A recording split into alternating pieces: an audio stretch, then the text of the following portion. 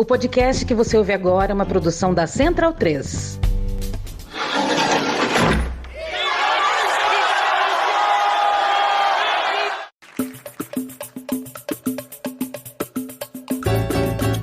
Começa agora a Guilhotina, o podcast do Le Monde Diplomatique Brasil.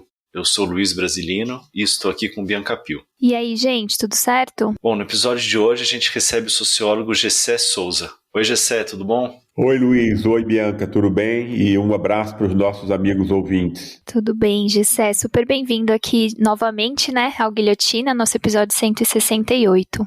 O Gessé é graduado em Direito e mestre em Sociologia pela Universidade de Brasília, doutor em Sociologia pela Universidade de Heidelberg e pós-doutor em Psicanálise e Filosofia na The New School of Social Research. De 2015 a 2016, foi presidente do Instituto de Pesquisa Econômica Aplicada, o IPEA, e desde 2017 é professor de Sociologia da Universidade Federal do ABC. Gessé é autor de mais de 20 livros, entre os quais A Ralé Brasileira, Os Batalhadores Brasileiros, A Elite do Atraso, A Classe Média no Espelho, que foi tema do nosso episódio número 3 aqui do Guilhotina, e também A Tolice da Inteligência Brasileira, do qual ele está lançando agora, pela editora Civilização Brasileira, uma segunda versão, chamada O Brasil dos Humilhados, uma denúncia da ideologia elitista. Gessé, você poderia contar por que decidiu lançar uma nova versão da Tolice da Inteligência Brasileira e, além disso, uma versão praticamente reescrita? Isso não foi de caso pensado, eu não estava pensando em escrever um outro livro completo. Quando eu comecei a fazer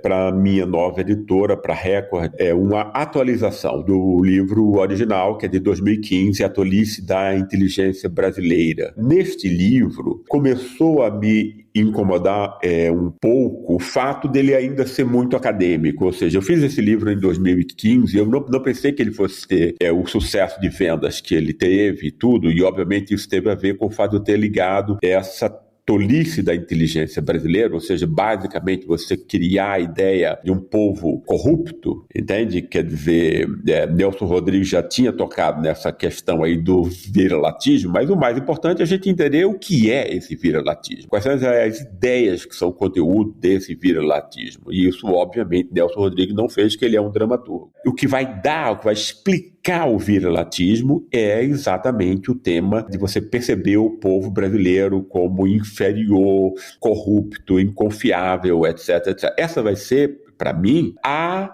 arma mais importante, eventualmente a única arma que a elite brasileira e a classe média branca brasileira tem para oprimir o resto do povo. Tem que convencer essas pessoas que elas são inferiores, que o voto dela vale menos, que quando ela eleger alguém, quer dizer, que é voto dessas mesmas pessoas, esse voto não vale, então você cria uma cultura de golpe de Estado para isso. Isso tudo foi inventado pelos nossos maiores pensadores, os mais importantes. Não estou falando aqui, as pessoas às vezes pensam, intelectuais como sendo a mesma coisa. Tem intelectuais que investigam uma coisa que é mínima, quer dizer, importante, obviamente, porque tudo importa, mas, enfim, existe uma diferença muito grande entre os intelectuais. O que eu estou tratando aqui é dos intelectuais que pensaram a sociedade brasileira e ajudaram a construir, de alguma forma, a identidade nacional brasileira. Ou seja, o que os brasileiros têm de modo inarticulado, sem saber de onde vem, ou seja, isso significa sem defesa contra essas ideias, mas que está na cabeça de cada um de nós. Ou seja, não existe nada mais importante na sociedade do que isso. Foi isso que eu quis deixar claro desde o livro anterior e, por exemplo, como isso tinha originado a Lava Jato, que foi o que fez com que esse livro tivesse muitas vendas logo no começo e me transformou basicamente no intelectual público que eu sou hoje. Mas, nesse outro livro, eu quis duas coisas. Quer dizer, primeiro, deixar o livro mais compreensível, isso, e eu tive que reescrevê-lo. Eu também pus eu tive um processo de aprendizado importante nesses 7 anos aí que separam os dois livros, e eu quis também pôr essa nova forma, esse novo aprendizado, também que em grande medida tem a ver com compreensão do racismo como um dado multidimensional e não apenas racial, e como isso foi importante para essa tolice da inteligência brasileira, a construção de uma ideologia elitista que vai tirar a onda de que é crítica e democrática, ou seja, ela vai abranger não só a direita, mas ela vai abranger a esquerda, e ela vai enfraquecer a esquerda, vai enfraquecer as forças progressistas e democráticas que vão pensar dentro das mesmas categorias que foram inventadas pela elite e os seus intelectuais para ela. Essa é minha denúncia. Mas isso tudo me levou a praticamente reescrever o livro. Não só por conta disso, numa outra linguagem, não só o fato de que muita coisa nova foi acrescentada e tudo, eu amadureci a minha leitura desses autores. Como também eu quis pôr um outro aspecto que é para mim muito importante, que é o que foi feito com o povo brasileiro pelos nossos intelectuais elitistas que tiram onda que não são. É exatamente o mesmo processo que foi feito pela ciência internacional, especialmente a americana, para depois legitimar o imperialismo americano, ou seja, o fato dos Estados Unidos poderem saquear os países do Sul, baseado precisamente no fato de que eles são corruptos e inconfiáveis. A corrupção não é a única forma de você oprimir alguém, mas se você diz que alguém é corrupto, você mata essa pessoa. É o dado mais importante, esse dado moral. Então eu quis mostrar como a ciência, não só a ciência dominante brasileira, mas a ciência dominante no mundo, ela é racista sobre esse aspecto multidimensional, ou seja, ela vai criar uma concepção de inferioridade supostamente científica que vai legitimar todas as formas de exploração e humilhação que a gente conhece hoje. Então esse livro, ele está melhor escrito e ele é mais abrangente do que a versão anterior, que me fez, enfim, optar pela mudança do título. Para a gente começar a falar aí sobre esses maiores pensadores aí do Brasil que você mencionou na tua resposta, no livro você começa fazendo uma dura crítica ao Sérgio Buarque de Holanda, né, definido como o filósofo do liberalismo racista e elitista brasileiro. Você podia explicar qual que é o peso dele para a formação do pensamento social brasileiro e também em quais sentidos essa contribuição é isso que você falou, liberal, racista e elitista? Exato. Eu preciso, e eu procurei ser polêmico e provocador dessas minhas formulações de caso pensado. Por que isso? Ora, porque foi criado na comunidade científica brasileira, a intelectualidade brasileira, ou seja, a inteligência brasileira, tem para mim uma concepção falsa sobre os grandes autores brasileiros. Você teve uma deformação da contribuição de Gilberto Freire e tal. Eu não estou negando aqui a ambivalência de muitas das coisas que Gilberto Freire fez. Mas Gilberto Freire, ele é não só o intelectual que vai construir o que hoje a gente pensa por brasilidade, ou vai ser o primeiro que vai formular isso, porque Sérgio Buarque vai reinterpretar essa mesma herança e ela é hoje em dia hegemônica. A versão do Sérgio Buarque é hegemônica e não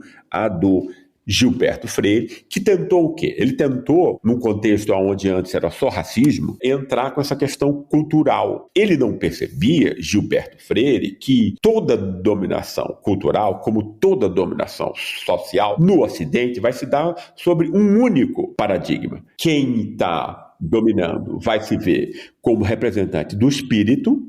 O espírito é o que, segundo Kant, são as dimensões da inteligência, da moralidade e do bom gosto estético, ou seja, tudo que tem a ver com virtude, que a gente acha bonito e bom, tem a ver com o espírito, e tudo aquilo que tem a ver com o inferior vai estar ligado ao corpo, porque o corpo é o que nos liga à animalidade. Então, todas as avaliações dos seres humanos, que normalmente não sabem que estão fazendo isso, obviamente, de dentro desse contexto ocidental, vai ligar o quê? Quem domina se apresenta como representante do espírito e quem é dominado vai ser construído como inferior, como corporal. E, obviamente, os afetos, sentimentos, etc., é a dimensão mais importante dessa dimensão corporal que nos aproxima dos animais, né? Gilberto Freire não tinha consciência disso, que ele estava metido nisso, porque isso implica você refletir sobre coisas que ninguém reflete, como essa, ou que pouca gente reflete. E ele, apesar de não ter refletido e criticado isso, né, ou seja, essa pré-história, esses pressupostos para toda forma de pensar. Quando a gente pensa nesses termos, a gente está pensando de um modo mais reflexivo, mais abrangente. Ele tentou o quê? Dentro desse horizonte, que já prescrevia que os países, por exemplo, não só, né, mas as classes, os gêneros, as raças, etc., que são tidas como superiores, são aquelas que vão ser percebidas como representantes do espírito. Ele não criticou isso, ele aceitou isso. Ou seja, que os americanos, né, por exemplo, que obviamente vai ser uma comparação Brasil e Estados Unidos, tudo que Gilberto Freire e que depois Sérgio Buarque, que todos os outros vão fazer sempre a comparação Brasil e Estados Unidos, e por que eles são tão ricos, tão mais ricos, etc. Essa é a explicação que o brasileiro, né, há 200 anos procura. E Gilberto Freire vai ser um que vai tentar mitigar isso, ou seja, ele não critica os pressupostos, espírito-corpo, mas ele vai pegar a noção de corpo e vai tentar positivá-la. Não, vai dizer, não, o corpo não é só ruim, o corpo tem a ver com afeto, mas o afeto também não é só corrupção, como vai ser para Sérgio Buarque depois. Afeto pode ser calor humano, pode ser abertura para o distinto, pode ser abertura para outras culturas, pode ser hospitalidade, tudo isso que a gente hoje, quando a gente pensa em termos positivos, a gente liga à brasilidade. Tudo isso foi inventado por Gilberto Freire, não existia desse modo, antes dele. Gilberto Freire vai ser o pai espiritual dessa noção de brasilidade e identidade moderna. Ora, como Getúlio Vargas vai se utilizar dessa noção, e no fundo isso vai implicar numa construção do povo brasileiro como bom mestiço. O povo brasileiro é mestiço e não tem nenhum problema que eu conheço. Aonde entra o tema aí da mestiçagem? Porque em Freire, raça e cultura vão ser praticamente equivalentes. Então ele vai perceber o quê? Essa entrada da cultura africana, vai celebrá-la, inclusive, para mostrar que isso dá a plasticidade e essa universalidade do caráter brasileiro marcado por essa abertura. Isso vai ser importante para Getúlio, por quê? Porque isso diz que o povo brasileiro não é lixo, que era o que era dito antes de Freire, para todos os intelectuais brasileiros, sem exceção. Antes de Freire, o que imperava era a demonização do negro e do mestiço. Ou seja, a gente não vai para frente com negros e mestiços. Aqui a gente precisa importar branco. Foi isso que aconteceu efetivamente na política, era assim que era compreendido, e nenhum intelectual criticava isso. Antes de 1933, nenhum. Então você tem aí o quê? Uma ideia de que o problema do Brasil é o povo brasileiro, porque ele é lata de lixo, porque ele é feio, porque ele é preguiçoso, porque ele é inconfiável, corrupto, etc, etc. Isso era dito antes de 1933. O bom mestiço vai dizer, não, esse povo tem coisas positivas e tal, e a nossa herança africana é uma coisa importante, a gente tem um samba, um futebol, tem a coisa da singularidade brasileira a partir disso, que Vargas vai utilizar, porque ele percebe como isso é importante para incluir esse povo, né? Ele precisa incluir o povo, ele precisa incluir o trabalhador, incluir o trabalho para criar uma nação moderna e industrial como ele queria. E vai incensar no seu aparato de propaganda exatamente essa mensagem de Gilberto Freire. A elite brasileira nunca gostou de Getúlio, especialmente a elite de São Paulo. Não gostou de Getúlio por quê? Ora, a elite brasileira, no fundo, é uma elite predatória, uma elite do saque, é uma elite escravocrata, portanto, lucro de curto prazo e tal. Então, qualquer projeto de longo prazo, industrialização, melhoria das condições de vida e de salário da população, nunca foram interesse dessa elite, até porque você precisa, no começo, usar uma parte do orçamento público para incluir essas pessoas. E isso a elite não quer. Por que a elite não quer? Porque a elite quer roubar o orçamento público só para ela, para o bolso de meia dúzia. Isso, não tem nenhuma outra razão. Mas para isso, você precisava expulsar Getúlio e voltar ao esquema da República Velha. Tentou-se isso em 1932 e se perdeu militarmente. Foi derrotado. A elite e suas tropas, a elite paulista e suas tropas foram derrotadas pelas forças comandadas por Getúlio e seus aliados. O que foi que essa elite fez? Olha, se eu não vou conseguir destruir Getúlio militarmente, eu preciso destruí-lo de um outro modo. Isso é intuitivo, né? Foi isso que as pessoas fizeram. Não precisa nenhum escrito, embora existam, né, e tal, nenhum escrito de que havia uma conspiração articulada para isso. Por quê? Porque foi exatamente o que aconteceu e eles montaram uma universidade, a USP, a maior universidade até hoje, a mais importante do Brasil, para esse projeto, né? Isso se dá em 1934, ou seja, dotar essa elite e São Paulo de uma inteligência própria. Em 1936 já tem um produto, quer dizer, que vai ser o mais perfeito representante dos interesses dessa elite. Porque, no fundo, o que Sérgio Buarque vai fazer é, essa história do bom mestiço é falsa e tal. Não é verdade isso. Não é verdade que o povo brasileiro tem aspectos positivos, é mentira. O povo brasileiro só tem aspectos negativos. É exatamente o homem cordial. O homem cordial não tem nada de positivo, é zero. Ele é o reverso do americano. Ele é a lata de lixo da história. Ou seja, o que Sérgio Buarque faz é repor o mesmo racismo racial que dizia que o povo mestiço e negro era lata de lixo, agora sem usar a palavra raça,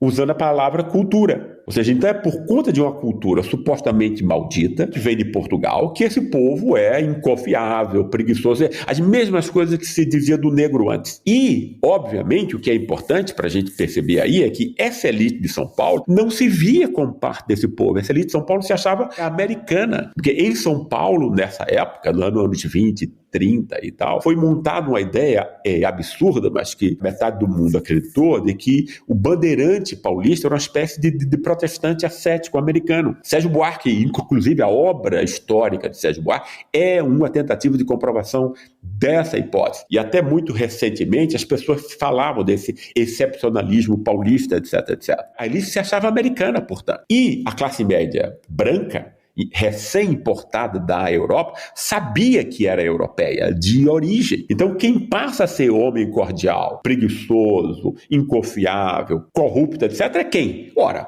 quem não é classe média branca e nem é elite, o que é o povo mestiço e negro. Então, obviamente, que há aí uma continuidade do racismo tal qual ele existia antes, só que com uma nova ideia. Não é mais a cor da pele, etc. É uma suposta ridícula, inclusive, que eu critico, especialmente no capítulo sobre favor de se construir uma história que vem de Portugal e tal, que seria mentira, diferente da história inglesa e americana, que é inverdade, é uma mentira que isso tenha acontecido. Enfim, mas isso é eventualmente tema para uma nova questão. E é exatamente a próxima questão que eu coloquei aqui, era justamente para você explicar o papel do Raimundo Faoro na construção de uma narrativa que coloca a corrupção política como a causa maior do nosso atraso. E eu queria saber se, na sua opinião, a visão dele não foi superada até hoje. Não, ela não foi superada até hoje, Bianca. 99% dos intelectuais brasileiros e os brasileiros em geral acreditam nessa bobagem. E eu digo assim as coisas dessa forma, de modo provocativo, porque as coisas ditas por grandes intelectuais ganham uma aura de sacralidade, é como se fosse sagrado, entende? Como se você não pudesse criticar. Então é importante que a gente diga efetivamente o que elas são. Essa ideia, primeiro, de que o Brasil vem de Portugal, ela é uma bobagem sociológica. Nós fomos colonizados inicialmente por indivíduos portugueses. Isso não significa de modo algum que você vai reproduzir aqui no Brasil uma sociedade que existia em Portugal, entende? Isso é uma coisa tão infantil isso, que isso é pré-científico, isso é pré-sociológico. Nós somos construídos por instituições, nós, seres humanos. Basta ver na família como a gente pega, chupa as influências de pai e mãe, e a gente reproduz as avaliações e os pensamentos de pai e mãe, né? Embora a gente não tenha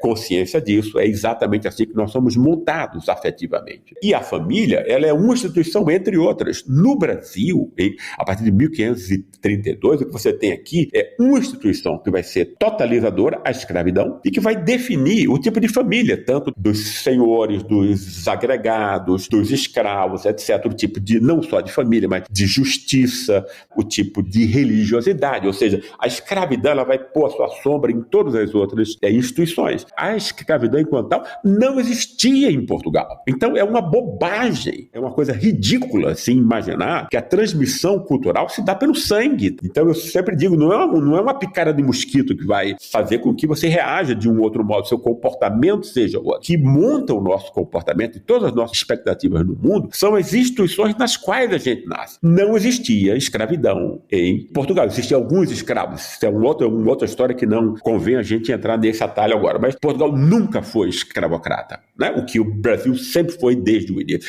O início do Brasil não é Portugal, é a escravidão. É isso que eu quis pôr nas minhas últimas obras do modo mais claro possível. Então, como é que Raimundo Fauro constrói essa mentira de que o Brasil vem de Portugal? Ele constrói montando a ideia de que em Portugal, dentro do Estado, porque é isso, no fundo, que vai ser importante para Raimundo Fauro. Ele é um liberal, como Sérgio Buarque era, então ele quer criminalizar o Estado, como, aliás, Sérgio Buarque também criminalizou. Né? O Estado é patrimonialista, né? O Estado iria ser o quê? O duplo do homem cordial. Se o homem cordial é ladrão nas relações interpessoais, o Estado patrimonial é a origem institucional desse roubo, etc. Que é uma mentira, porque isso vai invisibilizar o roubo real, que é o roubo da elite, que é milhares de vezes maior do que o roubo que a política faz. Se a gente comparar agora o orçamento do Arthur Lira, que é um roubo, não é isso? São 11 bilhões, mas só você pensar os impostos que a elite brasileira não paga, que são 600 bilhões só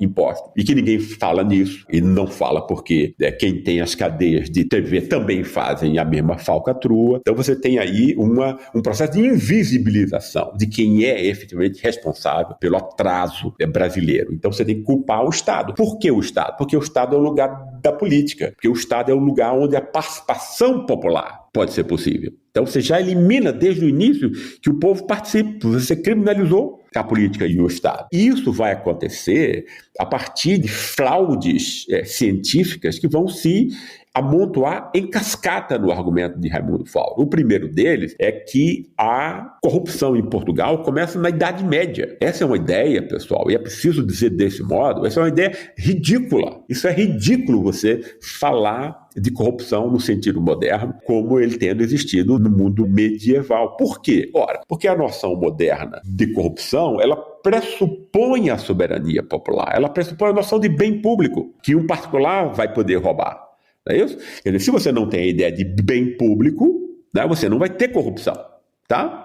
Não é isso? Quer dizer, as pessoas no medievo achavam normal que fosse o rei que fosse o dono das terras, ou os nobres. Essa ideia vai ser montada 400 anos depois de quando Raimundo Fauro dizia que ela existia em Portugal. Ou seja, em 1381, quando Portugal se unifica, para 1789, que é a Revolução Francesa, que vai concretizar pela primeira vez esses ideais democráticos e a ideia de soberania popular, e a partir da ideia de soberania popular, a ideia de bem público, ou seja, a ideia de que a comunidade enquanto tal, de pessoas que votam, que participam, etc., são os verdadeiros donos da sociedade. É a partir disso que você tem a ideia de bem público. Você pode ter um bem privado, mas passa a existir agora bens públicos que pertencem a todos. Isso é impensável em 1381, não só em Portugal, mas em qualquer outro lugar. Então, o que acontece nessa fraude científica é que Raimundo Fauro pega um conceito que foi criado 500 anos depois e joga no passado. Para quê? Com o intuito de quê? De criminalizar a cultura portuguesa. Como se a corte, por exemplo, de Henrique VIII na Inglaterra não fosse a mesma roubalheira e os mesmos privilégios, etc. Porque, no fundo, o que está por trás olha, o Brasil é desde 800 anos uma coisa horrorosa, primitiva, corrupta e tal. Veja como foi a história de Portugal. E aí, como se a Inglaterra, que vai ser a base da história dos Estados Unidos mais tarde, fosse outra coisa completamente distinta. Então, você está lidando aí meramente com preconceitos. O racismo cultural, como eu digo. O racismo não é só de raça. Né? Existe o racismo de classe, né? Também o pobre é preterido e humilhado pelas mesmas razões que o negro, a mulher é humilhada pelas mesmas razões que o negro é, e as culturas oprimidas são humilhadas pelas mesmas razões que o negro é. Todo o processo de opressão implica você inferiorizar quem você vai oprimir, e quem é o oprimido tem que, de algum modo, aceitar parcialmente ou completamente que ele é efetivamente inferior. Um grande exemplo é a Lava Jato, ou seja, só porque você imbecilizou o povo brasileiro desde Sérgio Buarque, porque aí o que Sérgio Buarque disse e o que Raimundo Fauro disse vai ser repetido pelas TVs, pela imprensa, etc., todos os dias, nos bombardeando 24 horas disso, com essa mentira. Agora, há 100 anos uma mentira sendo reproduzida, esse povo começou a acreditar que ele é mesmo inferior, corrupto, etc., que deve dar a Petrobras e tudo que tiver de bom no Brasil para os americanos, que são honestos, lindos, etc., etc. Esse é o fim dessa história, né? Falando aí nessa comparação internacional, Sempre que eu ouvi essa ideia da corrupção do povo brasileiro, eu sempre pensei isso, mas e nos outros países, né? Não tem corrupção? Como é que é? Não tem um jeitinho? Como é que esses autores aí justificaram essa especificidade brasileira corrupta aí? É porque para você legitimar isso, você precisa ter um povo que já foi transformado em vira-lata, que já se acha inferior. Isso foi conseguido como? Nos Estados Unidos, você vai montar, que eu também toco no livro, Talcott Parsons, que é o mais importante intelectual americano do século XX, ele vai criar exatamente como Sérgio Buarque a ideia de que os protestantes ascetas são os mais honestos, mais produtivos, mas especialmente os mais honestos, os moralmente superiores. Entende? Quer dizer, ele vai dizer que isso tem a ver com a cultura, digamos assim. Ele vai interpretar a cultura de um modo próximo, como Raimundo Fauro vai fazer, essa continuidade de sangue, né? Olha, a gente vem dos ingleses aqui e tal, que eram protestantes, e aí depois a gente vai... Como se a sociedade não mudasse, como se o protestantismo ascético não morresse. A tese de Weber, né, de quem ele retira essa ideia, é de que o protestantismo ascético ele morre. Ele morre por quê? Porque ele se realiza no mundo, certo? Então ele vai... Tudo aquilo que fazia o protestante ser protestante, que é a disciplina, o autocontrole, o pensamento prospectivo. O que é o pensamento prospectivo? De que o futuro é mais importante do que o prazer presente, etc. Então você cria o quê? Efetivamente, o protestantismo ele vai ser a primeira forma de personalidade moderna. Porque só quem é disciplinado, autocontrolado e tem pensamento prospectivo pode calcular e moldar a vida que ela quer levar. Senão ela vai ser a tradição apenas, né? Só que você não precisa mais ser protestante para isso. Todas as famílias no mundo inteiro educam os filhos para serem disciplinados. Intuitivamente, todas as famílias sabem que é isso que o mercado precisa. Percebe? Então, a família, a escola e o próprio mercado de trabalho mais tarde vão o quê? Vão aprofundar esse processo de disciplinarização. Você não precisa mais de uma igreja protestante para isso. Entende? Quer dizer, então isso é muito importante. Ou seja, é uma mentira. Quer dizer, o que houve foi simplesmente que se pegou esse branco como sendo superior do século XIX, né, no imperialismo europeu, e você transformou no protestante, o branco e o protestante. Aí é o que essas pessoas dizem, eu não sou mais racista. Ora, obviamente você tem um racismo aí, que exatamente ele é produzido do mesmo modo como era produzido o racismo racial anterior. E aí o fato é, como essas ideias não ficam nos livros, elas vão para todos os cinemas, todas as peças de teatro, literatura, né, indústria cultural, etc, etc. A gente recebe isso tudo também, ou seja, os filmes de Hollywood vão dizer que quem é ladrão é sempre mexicano ou brasileiro. Entende? E quem é sempre o salvador da pátria é algum americano, no máximo inglês. Isso vai entrando. De tanto ouvir, as pessoas não vão ter defesa em relação a isso. Elas vão acreditar nessa mentira. Então você tem que aceitar que os americanos são efetivamente... Né? Quer dizer, imagina, isso vai a tal nível de profundidade subjetiva em cada um que o esperma que as mulheres brasileiras usam para fazer inseminação artificial é um esperma de americano. Número 19, que é o mais alto, o mais não sei o que. Então, quer dizer, veja como é. Isso vai guiar todas as nossas escolhas, inclusive as mais íntimas. Né?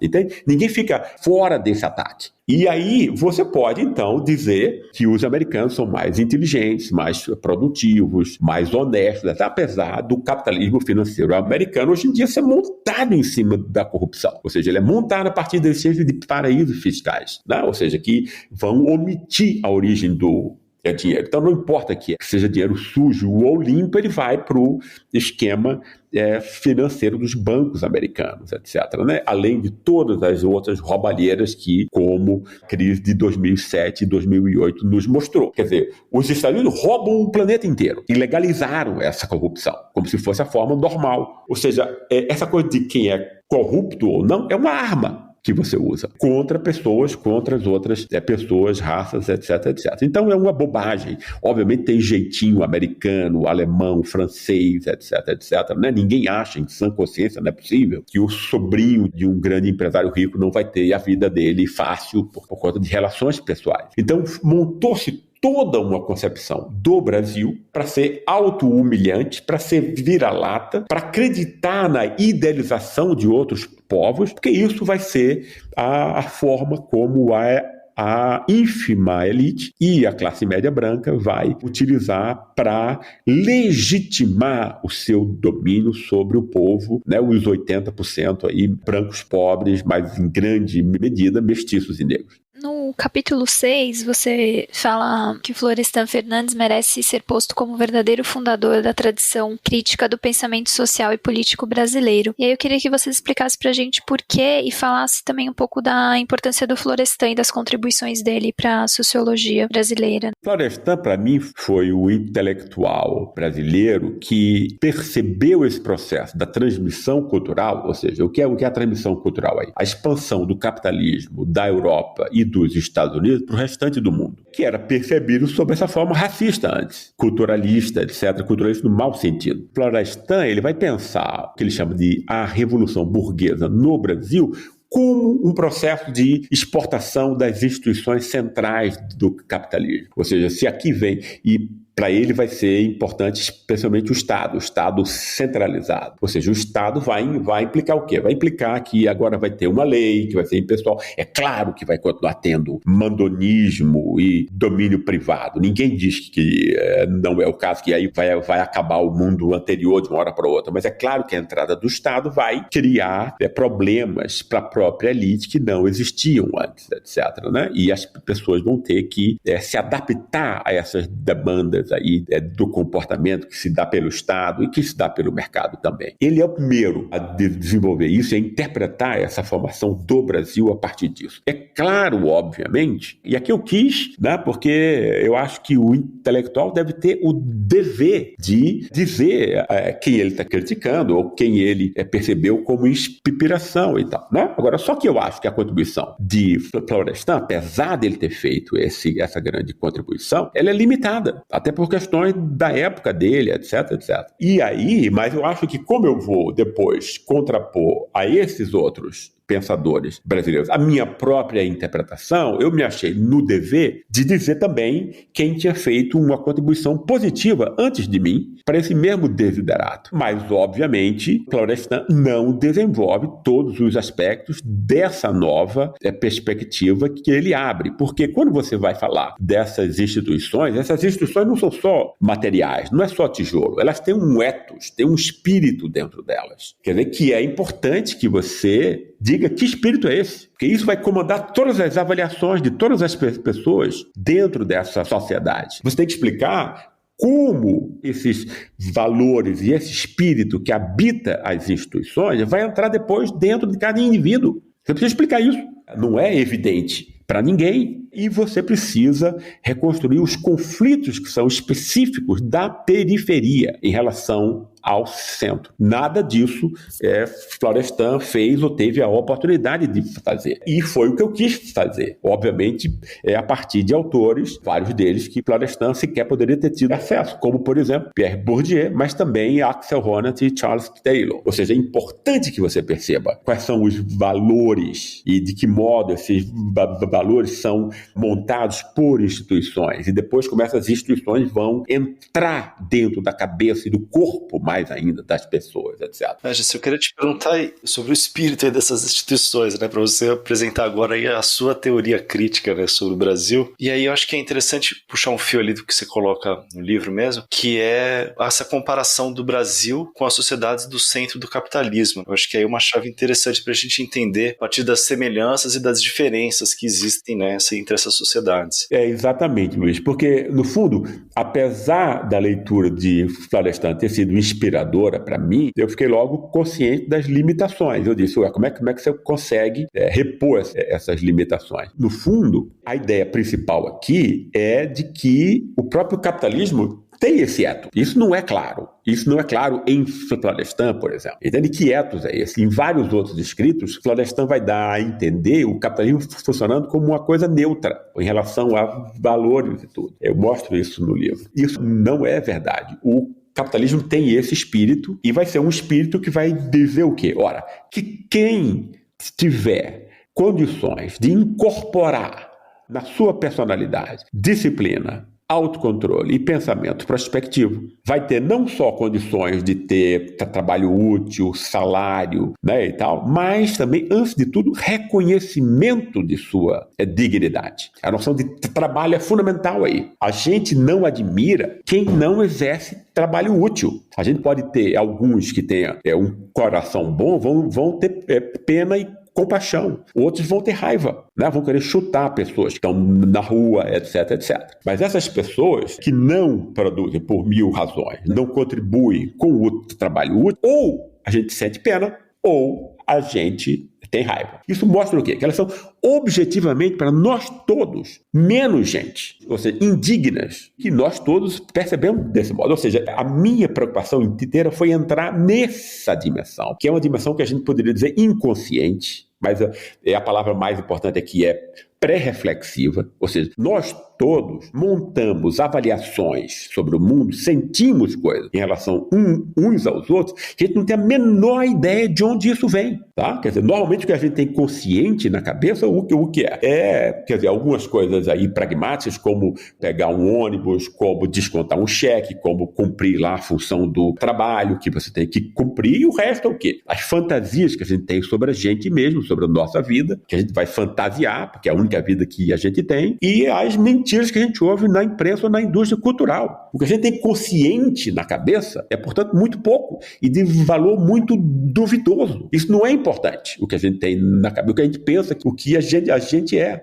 A única coisa que é importante, isso tem a ver com uma nova forma de fazer ciência social, é aquela que diz que o que as pessoas têm na cabeça delas é problema delas, o que elas são tem a ver com o comportamento delas. Como elas se comportam. Isso que é importante. Daí, quando eu comecei a fazer pesquisa empírica, eu sempre frisei nesse aspecto, é o comportamento da pessoa. Então, você tem que pegar as contradições do que ela diz, etc., reconstruir a vida dela como ela é, efetivamente, apesar de ela não ter condições de reproduzir a própria vida, porque ela vai ter 1000 necessidades ali de legitimação, né, e não da verdade.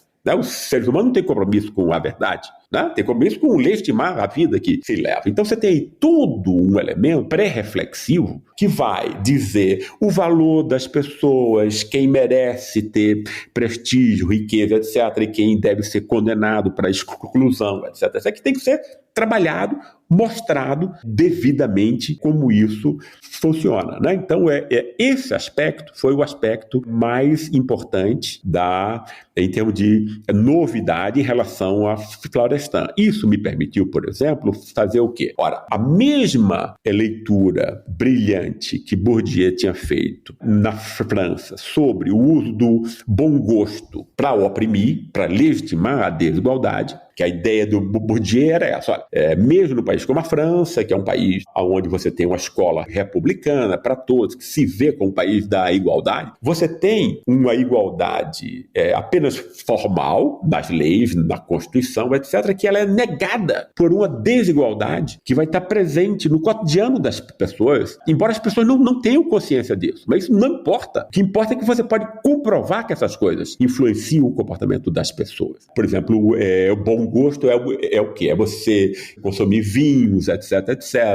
Ou então você falar bem a língua, ou você se vestir bem, ou você ter bons tratos sociais. Isso vai implicar o quê? Uma simpatia imediata entre as pessoas que participam desse mesmo estilo de vida. É produzir também uma antipatia e um desprezo imediato por todas as pessoas que consomem cerveja barata, se vestem mal, falam alto em público, etc, etc e tal. Né? Então você vai legitimar, pelo tema do bom gosto, do bom comportamento, todas as desigualdades, ou seja, se você está escolhendo alguém para um cargo no mercado ou no Estado, essa simpatia inicial de quem participa de uma mesma classe, de uma mesma visão de mundo, vai ser decisiva para que você escolha essa pessoa. Né? Então todas as disputas sociais vão ser influenciadas por isso. Agora, o que eu vi que Bourdieu põe a classe trabalhadora francesa como o último degrau da sociedade. E eu, como brasileiro, sei que não é isso. Né? Você tem um país como o nosso, que tem gente que vive abaixo da classe trabalhadora. São os excluídos, os marginalizados, porque a classe trabalhadora ela vai ter acesso a alguma forma de conhecimento. Vai ser um conhecimento técnico, repetitivo, etc., mas ela vai ser um conhecimento. Vai ter que ser disciplinada também. E você tem no Brasil, né, quer dizer, 40% da população montada numa estrutura familiar onde você não vai ter nada disso, você não vai ter poucos e descontínuos impulsos aí para o autocontrole, para a disciplina, você não vai ter estímulo para o pensamento prospectivo, você não vai ter estímulo para o pensamento abstrato, você não vai ter estímulo para a concentração e o hábito de leitura, entendeu? Isso é familiar e a família é a classe. Então você tem famílias na classe de excluídos entre nós que são montados como pessoas estruturalmente desajustadas para qualquer competição na sociedade capitalista moderna. E aí essas pessoas não vão ser exploradas? Claro que vão ser, mas só que vão ser do mesmo modo que os escravos antigamente o eram, que é sobre a forma da exploração da energia muscular, ou seja, quase como um animal, quase como um cavalo, que é exatamente a forma, né, como a faxineira, a empregada doméstica. É claro que tem algum capital cultural aí, mas ele é mínimo. O que você usa muito mais é o esforço, o corpo, você ficar ali no fogão quente, etc, etc. Né? Então é o corpo que é explorado. E as pessoas são reduzidas a corpo. E são desprezadas porque são montadas a corpo. Ou seja, então eu cheguei à conclusão que eu tinha percebido uma nova dimensão de como a desigualdade se produz, que não se confunde com a que Bourdieu tinha descoberto antes, mas que é complementar a ela. E que ela explica muito o que acontece na periferia do capitalismo. Ou seja, nós temos aqui no país como o Brasil o mesmo preconceito estético que existe na França, Alemanha, Estados Unidos, etc., que vai separar a classe, né, dos burgueses dos trabalhadores. Agora, a gente tem, além disso, em países como o nosso, uma outra linha que é muito mais decisiva, inclusive, que vai diferenciar o quê? Quem é gente de quem é não gente, de quem não é percebido como gente. E isso é real, isso não é uma coisa retórica. Não é percebido como gente, por quê? Porque gente tem a ver com a possibilidade de você fazer trabalho útil dentro de um certo contexto. Essa é a herança do Ocidente, desde 3.000 anos para cá. Entende? Quer dizer, quem não faz isso, quem não é capaz disso, vai ser olhado com desprezo, né? Ou com raiva, ou com pena e compaixão, que é, no fundo, o outro lado dessa moeda. Então, eu quis mostrar o quê? Qual é a real diferença entre um país como o Brasil e a Europa e os Estados Unidos, que tem sido a grande questão de todos os intelectuais brasileiros dos últimos 200 anos, mas sem apelar para esse viralatismo cultural, sem apelar para essas explicações culturalistas superficiais, mas vendo como é que o capitalismo e as suas instituições vão produzir estigmas, discriminação, racismo, no fundo, dentro de um contexto muito próprio. E é óbvio que, né, a gente teve aí uma chacina e tal, ninguém se comoveu com essa chacina. Eram todos negros, entende? Isso mostra que, para a classe média e para a elite, essas pessoas não são sequer gente. Então, obviamente, eu tentei fazer outras coisas disso, porque não só como as classes se constituem e como se dão essas novas formas, essas novas linhas aí, né, entre uma classe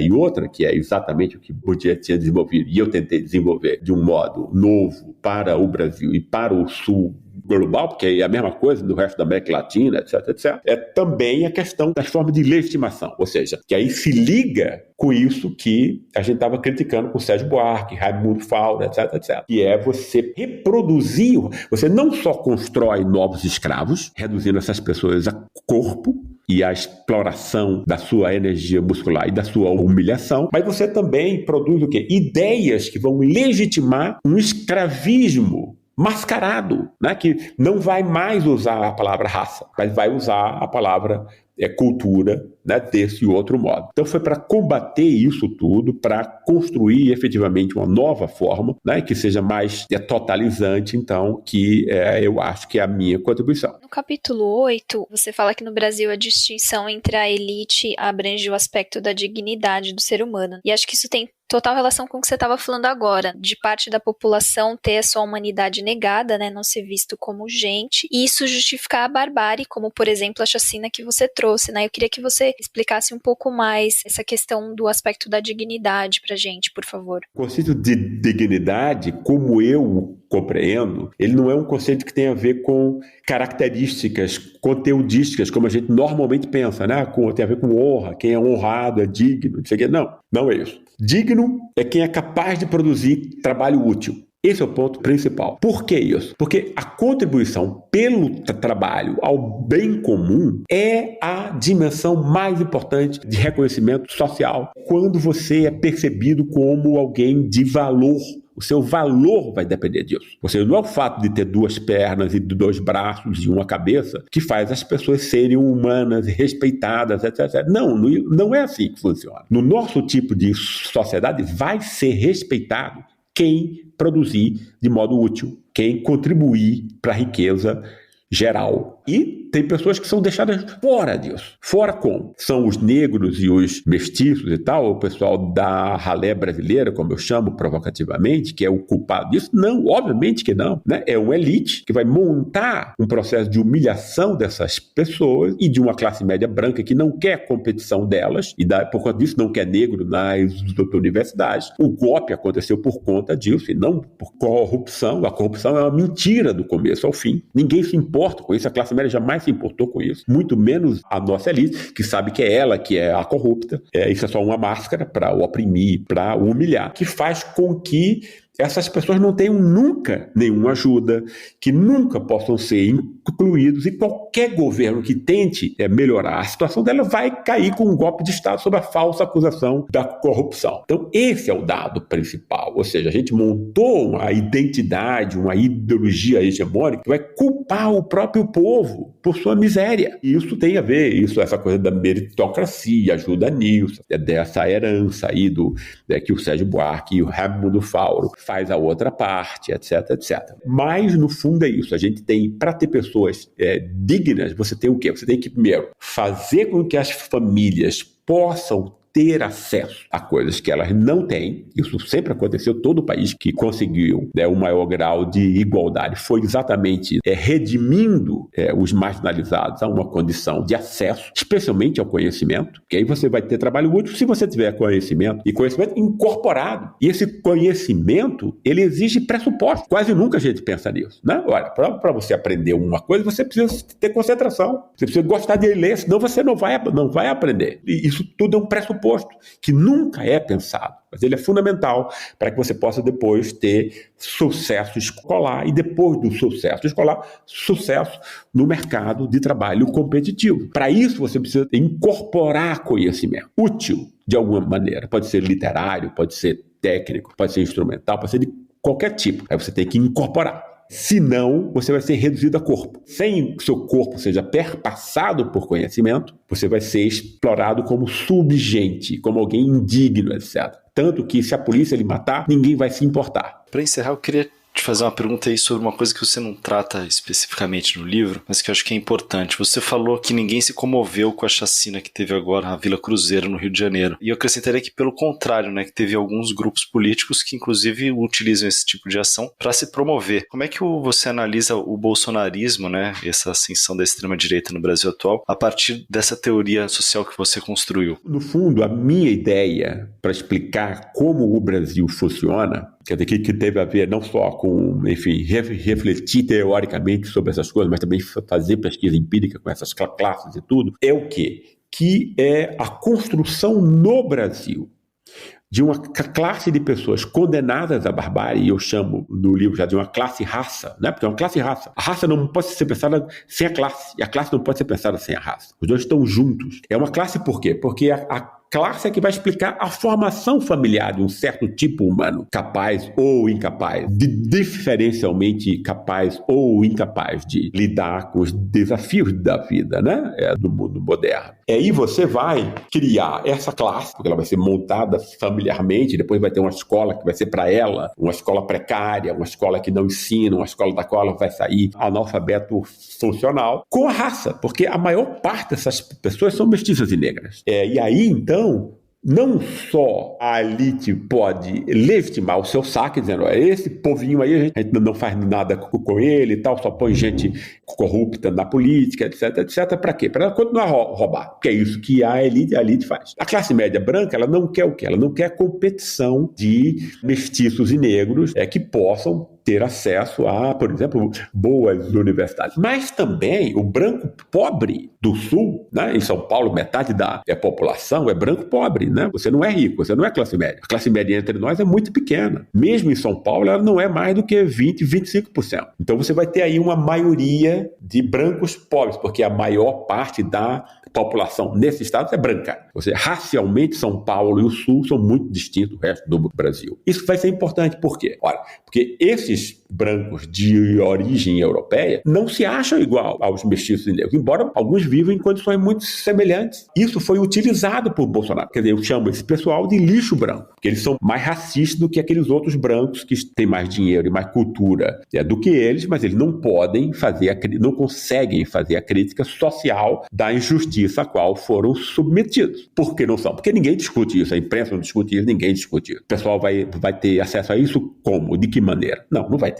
Vários intelectuais não tem. Imagine o pobre povo. Você tem aí um caso em que esse branco pobre ele vai ser manipulado na medida em que, olha, o grande inimigo aqui não é a elite que ele explora, é o negro ali. E aí você não precisa usar mais a palavra negro. Você usa o quê? Você usa a guerra contra o crime, que é o que Bolsonaro diz, entende? É o miliciano. Então, olha, vamos matar. E vai matar quem? Matar negro, jovem. E todo brasileiro das classes populares sabem que essa arminha do Bolsonaro é dirigida para a cabeça de um jovem negro. E faz com que esse branco pobre se sinta especial. Essa especialidade é fundamental para qualquer análise social, que é a necessidade do reconhecimento. A nossa necessidade não é ganhar dinheiro, isso é uma coisa louca, né? Entende? Quer dizer, não é o dinheiro que manda no mundo. As pessoas vão atrás de dinheiro para se verem como mais prestigiosas e superiores às outras, pela posse do dinheiro ou do poder. Então, é a noção de ser respeitado, e aí essa noção de ser respeitado em países igualitários, ela prevalece mais do que a outra, que é você se sentir bem às custas da miséria alheia. No caso brasileiro, construiu-se uma sociedade onde a elite, classe média branca, branco pobre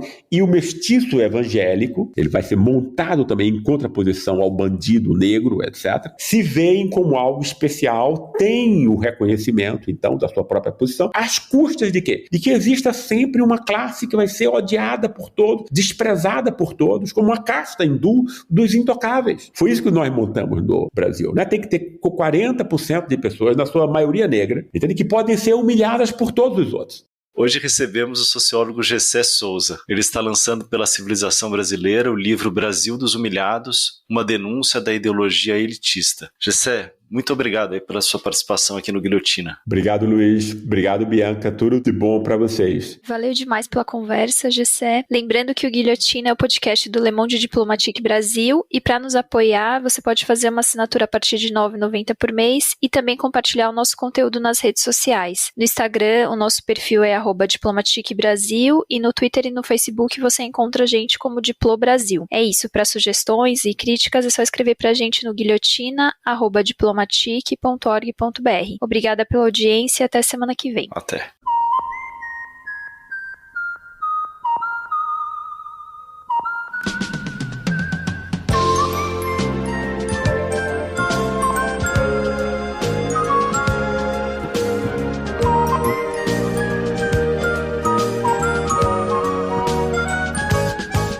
Eu apenas queria que você soubesse que aquela alegria ainda está comigo e que a minha ternura não ficou na estrada, não ficou no tempo, presa na poeira.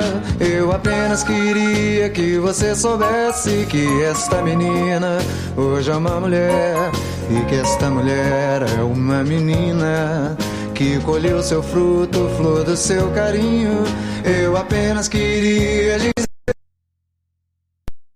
que me gosta, que hoje eu me gosto muito mais, porque me entendo muito mais também. E que a atitude de recomeçar é todo dia, toda hora, é se respeitar na sua força e fé, se olhar bem fundo até o dedão do pé.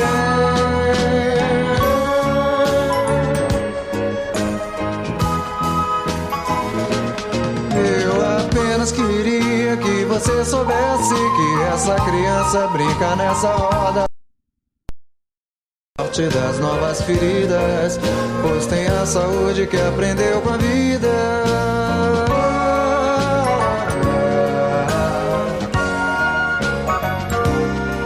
Eu apenas queria que você soubesse que aquela alegria ainda está comigo e que a minha ternura não ficou na estrada, não ficou no tempo, presa na poeira.